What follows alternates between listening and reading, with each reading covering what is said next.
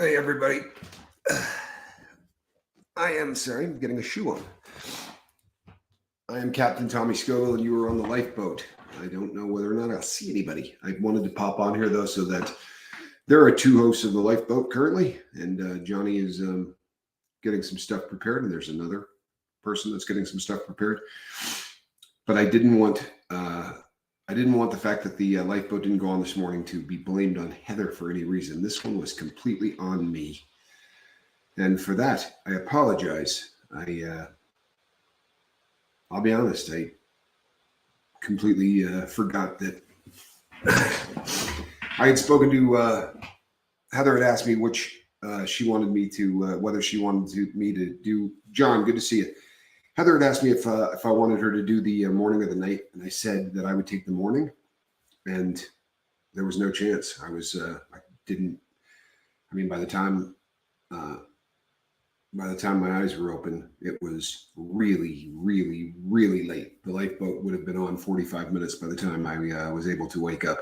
Good morning, Guy. Appreciate you. Glad you're here. V, good to see you. Yeah, I just wanted to come on here so that this didn't get blamed on Heather. This was me this morning, and I started trying to go back and look at the number of times I've done this. And we've been fairly blessed in that I think the number of times where shows didn't go on at all were, I mean, you could count them on one hand. It's not something that I've done often, but it does happen. And when it does, I want to apologize to the crew, regardless of what happened yesterday or how much time I spent doing whatever.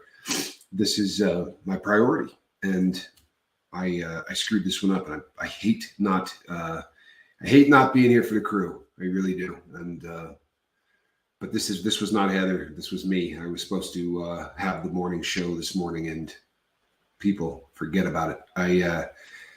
When I went to bed last night, I didn't lay down to go to bed. I looked like one of those animals that you see in the shows where they shoot the dart into its neck, and it sort of walks off and then lays down, and they can come over and, measure him and weigh him and put a collar on him. And I was out. I was absolutely out. So after Squirrel walked across the keyboard last night and killed the live feed, there were a couple of things that I brought home from yesterday's show to work on, and I did maybe an hour of that kind of work. So what would that put it at? About 6:30. I went upstairs and went to sleep.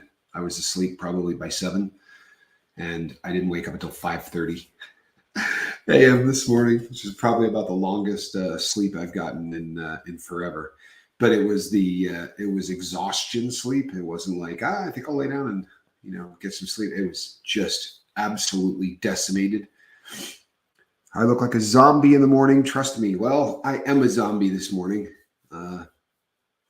Saw your video from yesterday. How did the watch show go? Well, it was really, really slow until like the last hour, which is really kind of unusual because I would never have been there for the last hour. I always leave so that I have time to come home and catch the light and do the live feed on the lifeboat. So they yell at me every time I do it.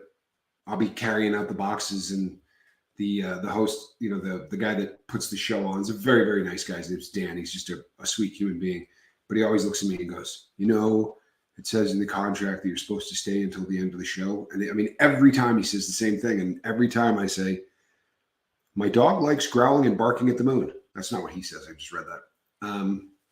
Do you have a wolf? Because that sounds more wolf-like in its behavior.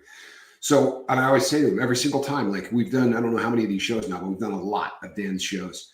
And I always say the same thing. I have a show that I do. I've committed to this. I have to do it. And he just kind of shakes his head, and I say, I'm sorry. And the last show, he said to me, man, do you think maybe you could tell everybody ahead of time that you're going to go on an hour later? And I had planned on actually doing that. Of course, if you don't know what day of the week it is, that gets to be harder. So on Friday, when I thought it was Thursday, I should have been telling everybody. So yesterday I did that, the live one. I'll go live again today from the booth, just because I think it's fun. And what I'm doing is just not trying to monetize those or do anything with that, because if you listen, man, I know that they'll end up picking up whatever songs are in the background, and I'll catch a strike.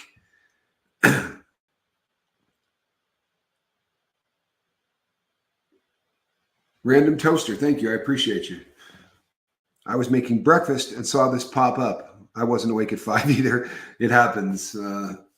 But the reason I thought it was really important for me to come on is because when there's two hosts and one host did the last night's show, I just didn't want people to go, oh, Heather didn't do this morning. That had nothing to do with Heather. This morning was completely 100% on me. And I'm going to stay on for probably about another 10 or 15 minutes so that more people hear my apology. And then I got to get in the car and drive and start this whole thing all over again. And I have to make stops along the way because I have one of the jobs that I'm doing for somebody is a replacement. Yesterday, 4 people came by the booth that had straps that had broken off of watches. They just needed pins. Bruce Wayne? Great Scott. What are the odds Bruce Wayne would be here? I'm a fan of your work, Bruce. True story. What you've done to Gotham is just absolutely incredible. There you all are. Was watching last night after Expo. Well, thank you, Rick. I'm sorry that I was not here this morning. So that was on me 100%. I told Heather I would do the morning show. And I kind of assumed that if I went to bed at 6 o'clock, you go 6, 7, 8, 9, 10, 11, 12, 1, 2, 3, 4, right? That should do it. It didn't. But I am about as well rested as you could be after, what happened. These shows, it's really kind of funny because when I was a youngster, I think back, I told the story very often, but I used to work at the Lifeboat. You can say anything to help me in my quest to fight. Can I say anything to help me in my quest to fight crime? I can. And then I'll get back to the cabinet making place. But I absolutely can. I am of the firm belief, having been involved in that life for a long time and having found myself surrounded by people that had been caught in that life of crime, maybe by you. But I've met a lot of people who are incarcerated because I was there for a long time. If you remove drugs from the equation, then and if you remove drugs and alcohol from the equation, the number of crimes that would be committed in the world are almost nil. And I know that people, I've done this before on the boat, and I get pushback from people who go, oh no, there's still greedy people. Here's the thing. 50% of all people who kill somebody are intoxicated. That's a fact. And 50% of all people who are killed are intoxicated when they're killed. So if you take those two and you meld them together, you're looking at probably 8 out of 10 of those crimes have something to do with alcohol, or drugs. Usually they're talking about, in that particular statistic, they're talking about alcohol alone.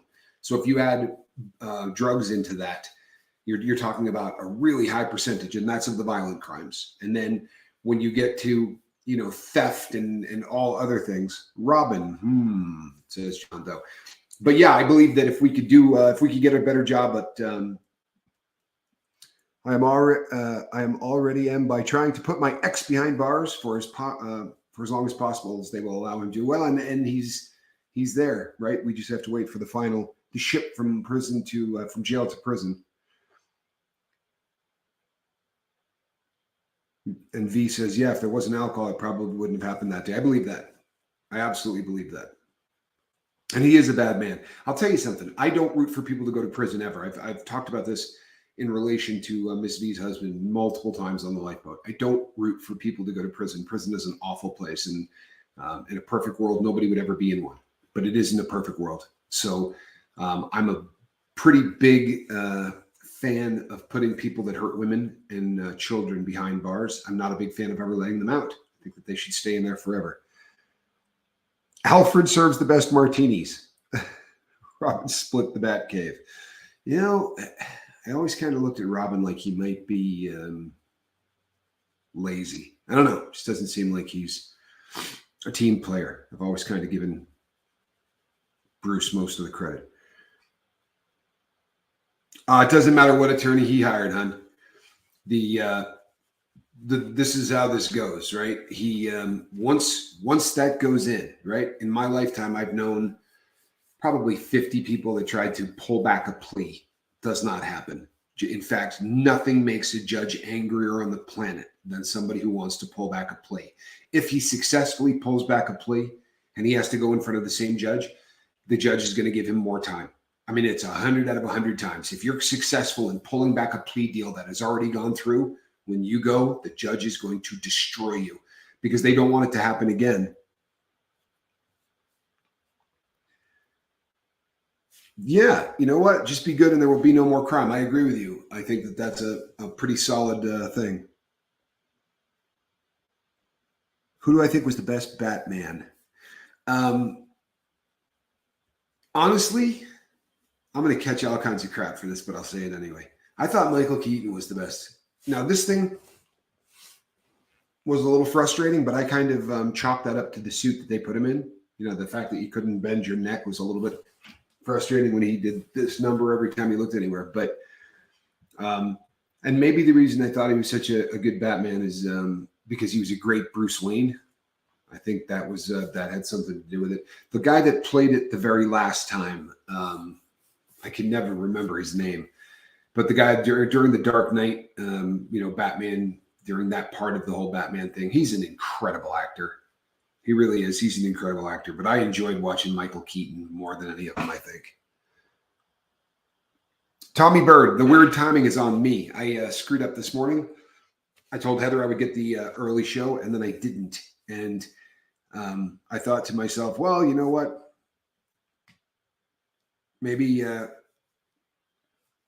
Robert Pattinson, is that his name? No, that's not his name. Now you've got me screwed up, V. That's not who I'm talking about. Who played Batman the last time? Well, not maybe it wasn't the last time because then we had who played Batman? Because see, I can't watch any of the newer ones, but the Batman where he was driving a Lamborghini, and that was the last one I watched. But it's not Robert Pattinson. Robert Pattinson's the guy from that vampire movie, isn't it? All right, now I'm really confused. All right, not the last one then. Oh man, where's my phone?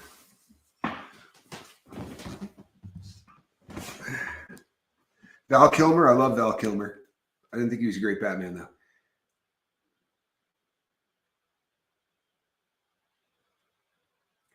Who played Batman in the film The Dark Knight? Christian Bale. That's who I was talking about. I think he's probably the best actor of the bunch. Christian Bale is excellent. He's a really good actor. But I didn't enjoy watching him as much as I did Michael Keaton. I thought Michael Keaton was a lot of fun.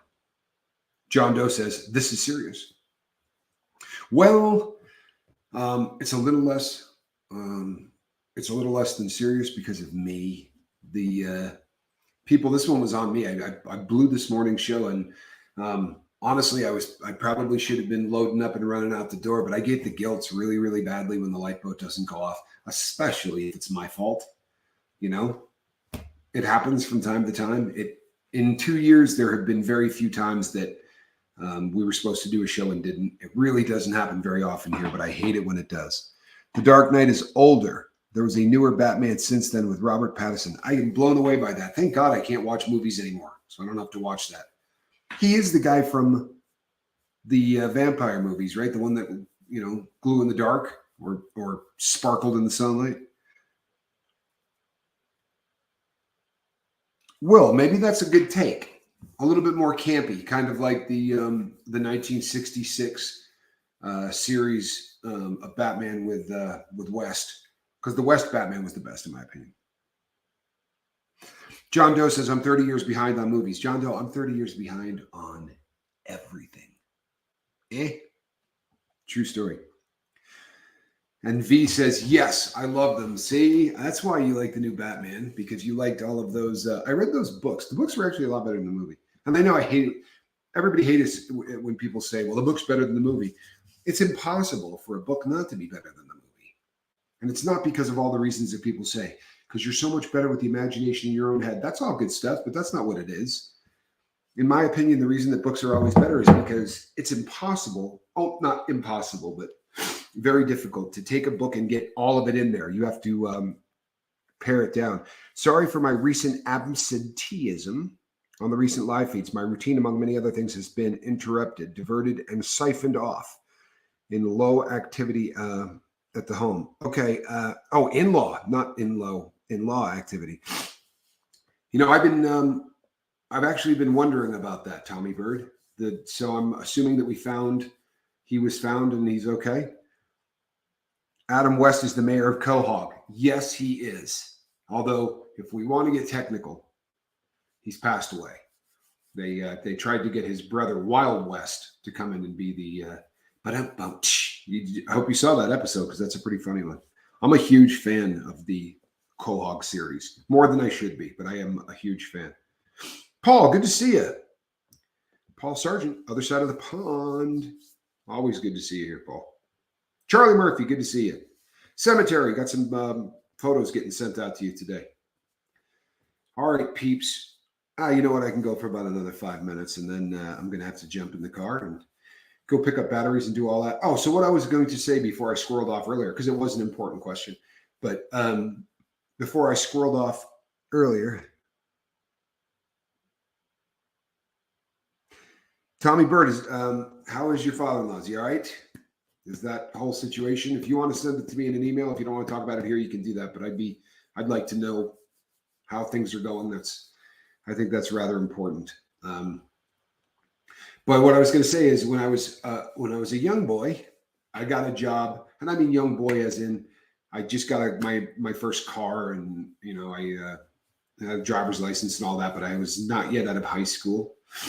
I got a job working at a cabinet making a shop that made cabinets, Skaskew Case and Cabinet. And I learned a lot there. I really did. Not just about building things, but about a really, really, sort of a philosophy on life. The guy that ran the place was just really an amazing person. You could not fluster this guy, no matter how bad anything went. I mean, to this day, he's an inspiration for me. No, Scoob, you're not late. I'm late. No matter what happened. I mean, just horrendous things would happen that would make anybody else just feel, like throwing in the towel, and he would just giggle. Oh boy, that's bad. And then he would get back to, he was unflappable, and it was an inspiration. Yeah, I got news of him being okay. He hasn't come back here though. But the wife's mom is staying here. So, well, hang in there, brother.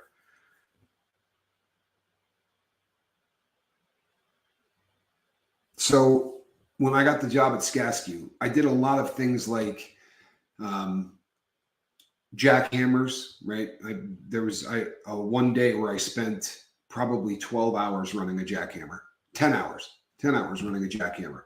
It was in the summer, and I pulled, an all-day shift. When the shift was over, I kept working because we had rented the jackhammer for one day, and we were trying to get a boulder that was in the basement of this building. When they built the building, they just said, build it around the boulder.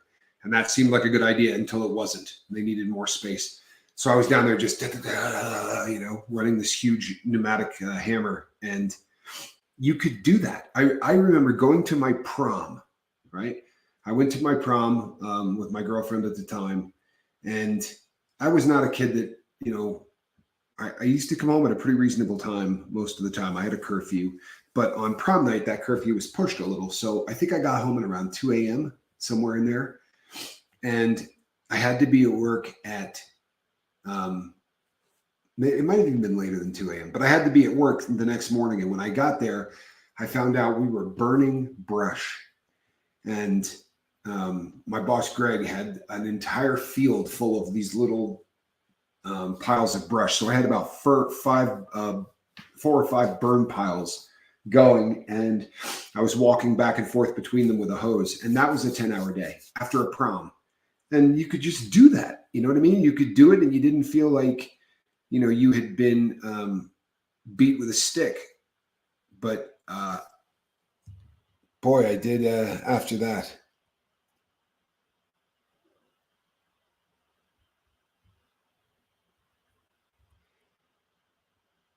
Hold on one sec. Oh, I'm not going to get into Stanley Kubrick and his work with NASA, or potential work with NASA or whatever. I commented on that once, and oh Lord, the amount of heat I got. You can't win if you take either side in that debate. You cannot win, and it will bring down the wrath of the internet on you like very, very few things. It really was. It was quite awful.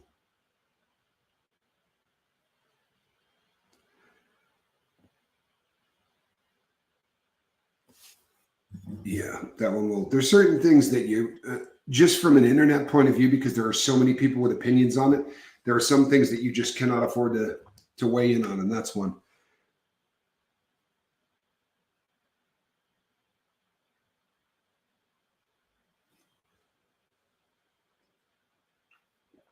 Tommy, if you find yourself feeling overwhelmed, brother, please reach out and talk to me.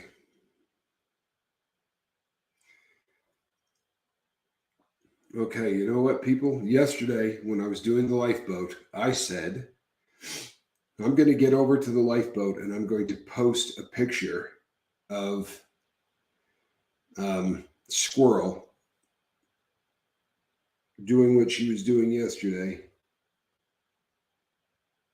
Yeah, this is perfect. I should write something about it. So hold on. Last night's live feed. Crazy cat. Squirrel should have her own meme. She really is the craziest animal in North America. Wait until you see the picture I just posted of this little. Some topics you just can't win. Absolutely the truth. I never went to the prom. Trolls were not allowed. I know that's a lie because I was allowed. In fact, I double dated. It was me and the girl that I went with, and a troll and the girl he went with. So there were two trolls in one car. So I know you're lying. I didn't get to go to my wedding. We eloped. Do you know something? My grandmother and grandfather on my mom's side, who we referred to as Nani and Pop-Pops, they eloped and were married a bazillion years. So apparently they were right when everybody told them, that they shouldn't be getting married. They nailed it. I'm okay though, and nothing threatened personally besides sanity and blood pressure. Oh, well, those I kind of understand. See that? V said she would have gone with you. Yeah, it's not hard for trolls to get dates for the prom. I think I did it 2 or 3 times, if I remember correctly. All right, peeps. I am going to be going live today from the floor of the Expo Center and checking in with everybody.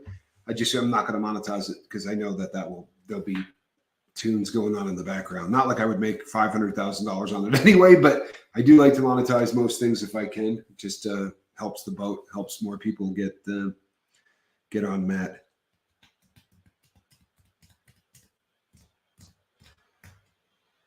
Make it a great day and be safe. I love you all. I was Charlie Mullins, but I'm just going to echo what Charlie just said.